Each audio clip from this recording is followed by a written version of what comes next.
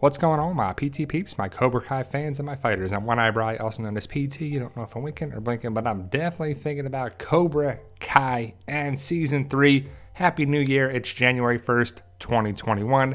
That means that Cobra Kai is available to watch on Netflix, all 10 episodes. Obviously, spoiler warning for all things Cobra Kai and the Karate Kid franchise. I have to say that I went back and watched the first movie, The Karate Kid, to get ready for this season of Cobra Kai. Now, Johnny gets in trouble right off the bat. He was drinking at the bar, and it's been 2 weeks after the events at the high school. Johnny gets beat up, he gets arrested, and he goes to jail. He gets bailed out, bail bonds, and Johnny's basically being Johnny. He gets a cut on his head because he tries to go to the hospital to see Miguel after he finds out that Miguel is in the hospital.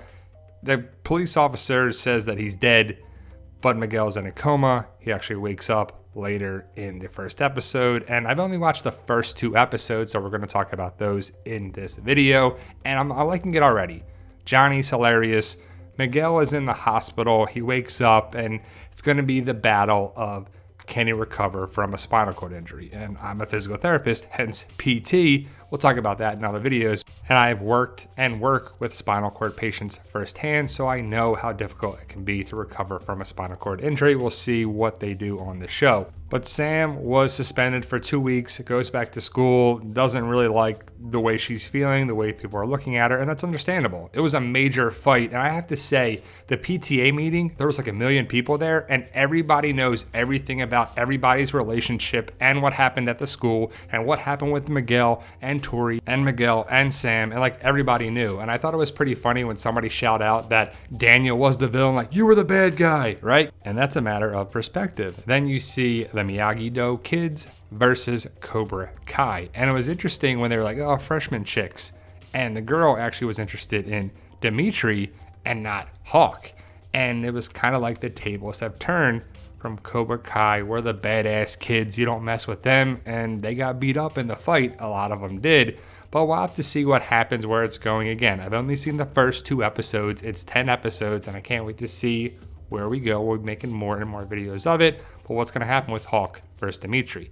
Johnny, being Johnny, and I have to say, I think Johnny's the best part of the show. His comedy, his view, his aspect is just good for the show. Daniel's, the all-around good guy. He's got the money, he's got the success, he's got the wife, he's got the daughter, he's got the son, he's got everything. Johnny doesn't. He's the guy that we have to root for, like the underdog. He's stuck in the 80s, he drinks way too much, and he gets beat up far too often. But Miguel was in the coma, and I guess we were supposed to see that he was thinking about his Cobra Kai days in the tournament, successfully defending his title. Will he do karate again? Probably not in real life because of the injury that he had if he truly had a spinal cord injury. But this is fiction. He wakes up, he got rid of the halo, and it's going to be a big battle for him to just walk again, let alone run and do martial arts. He could use his hands or feel in his hands, and the doctor came to his feet and he couldn't feel his toes, which usually means a lower level spinal cord injury. Maybe a thoracic, but we'll see what they decide because we still don't know that answer just yet. Daniel goes to look for Johnny. He goes to the Cobra Kai dojo. He doesn't find Johnny, obviously, because Johnny's not there. They're trying to find Robbie. Robbie's on the run. Robbie stole a minivan from the LaRusso dealership. It's a crappy van. You see kind of the showdown with Daniel and Kreese. And Kreese just plays this great wartime mentality, Vietnam, just being in the army still and having the war against the LaRussos and Miyagi-Do. And that's basically what he is. He's stuck in the war. That's not actually there, but it's in his mind, so he's going to make it and press it. Now, I did have to say, I felt bad for the hamster. The hamster probably was fine, but Clarence, they named the hamster, and they were going to feed the hamster to the snake. And the people who objected, Kreese was like, you're gone, get out of here. But doing karate and having a heart to not feed a hamster to a snake, I don't see why they're connected, but Kreese was weeding out the weak and keeping the strong. addition by subtraction. But Kreese is treating these kids like pawns. Again, Johnny being hilarious in the car when he's eating corn nuts and he's kind of throwing them all over the place. And it was just kind of funny. It reminded me a lot of Tommy Boy when Chris Farley was making a mess in David Spade's car. If you haven't seen Tommy Boy, definitely go check it out. And I love the dynamic of the good cop, bad cop, rich, privileged person that is Daniel now and not Johnny. The tables have turned. LaRusso's wife, Amanda, is, talking and just trying to speak some sense to these two because they're not cops. They're not narcotics cops. They have nothing to do with the police. And it's like, back to reality, guys. Reality check. And I think the show has done a pretty good job with that over the first 2 episodes of season 3.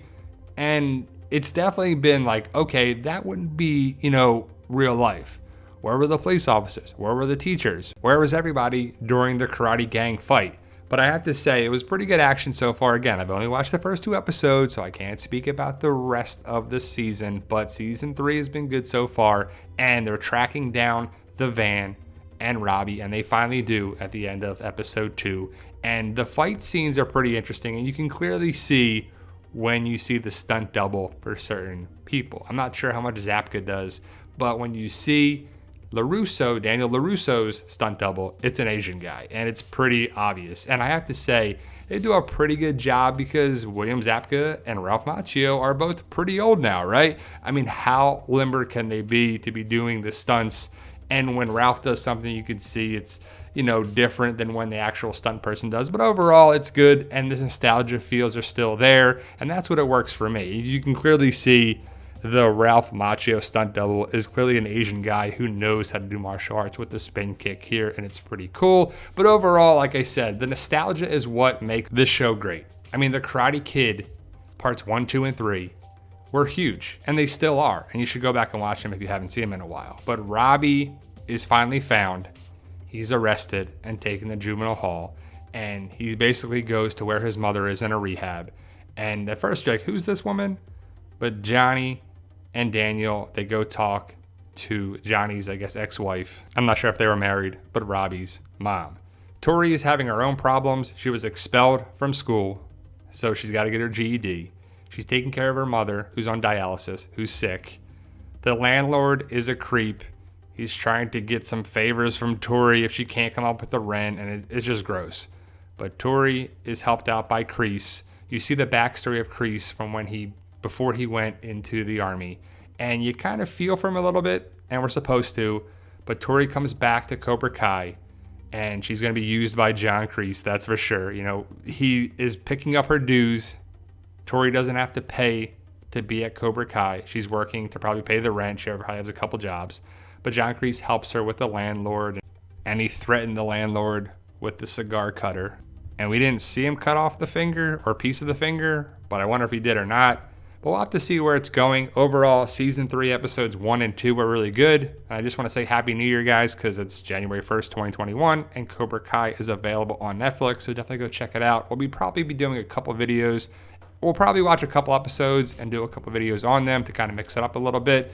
But it's 10 episodes. I'm super excited to see where it goes. Again, Happy New Year. Thank you, guys. Let me know your thoughts. Post your comments below, and see ya.